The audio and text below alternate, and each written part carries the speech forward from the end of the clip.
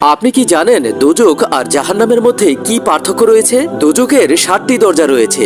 প্রথম দরজার নাম হলো হাদিয়া। এই দরজা দিয়ে মুনাফিকরা প্রবেশ করবে। মুনাফিক হলো তারা যারা দেখতে মুসলিম হলেও ভিতরে কুফরিতে ভরা। দ্বিতীয় দরজার নাম হচ্ছে জাহিম। এই দরজা দিয়ে মুশরিক লোকেরা প্রবেশ করবে। মুশরিক হলো যারা আল্লাহর সাথে শিরক করেছে। তৃতীয় দরজার নাম হলো সাকার। এই দরজা দিয়ে ওই মানুষগুলো প্রবেশ করবে যারা আকাশের দিকে তাকিয়ে বিশেষ কোনো আলোর পূজা করে। চতুর্থ দরজার নাম হচ্ছে লাজা। এই দরজা দিয়ে শয়তান এবং তার অনুসারীরা প্রবেশ করবে। পঞ্চম দরজা হলো হুদমা।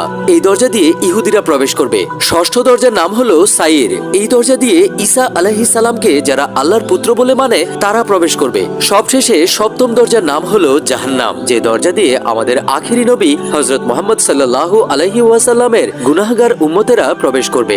এই জাহান্নামই হলো এমন একটি দরজা যে দরজা দিয়ে পাপীরা প্রবেশও করতে পারবে এবং সাজা শেষ হলে বেরও হতে পারবে। আপনি কি জানেন দোজখ আর জাহান্নামের মধ্যে কি পার্থক্য রয়েছে? দোজখের 7টি দরজা রয়েছে।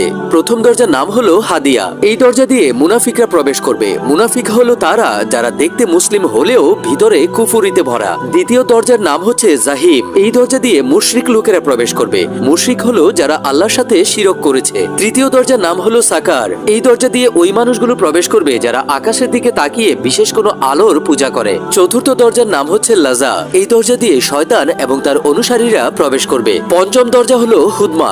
এই দরজা দিয়ে ইহুদিরা প্রবেশ করবে। ষষ্ঠ দরজার নাম হলো সাইর। এই দরজা দিয়ে ঈসা আলাইহিস সালামকে যারা আল্লাহর পুত্র বলে মানে তারা প্রবেশ করবে। সবশেষে সপ্তম দরজার নাম হলো জাহান্নাম, যে দরজা দিয়ে আমাদের আখিরি নবী হযরত মুহাম্মদ সাল্লাল্লাহু আলাইহি ওয়াসাল্লামের গুনাহগার উম্মতেরা প্রবেশ করবে। এই জাহান্নামই হলো এমন একটি দরজা যে দরজা দিয়ে পাপীরা প্রবেশও করতে পারবে এবং সাজা শেষ হলে বেরও হতে পারবে।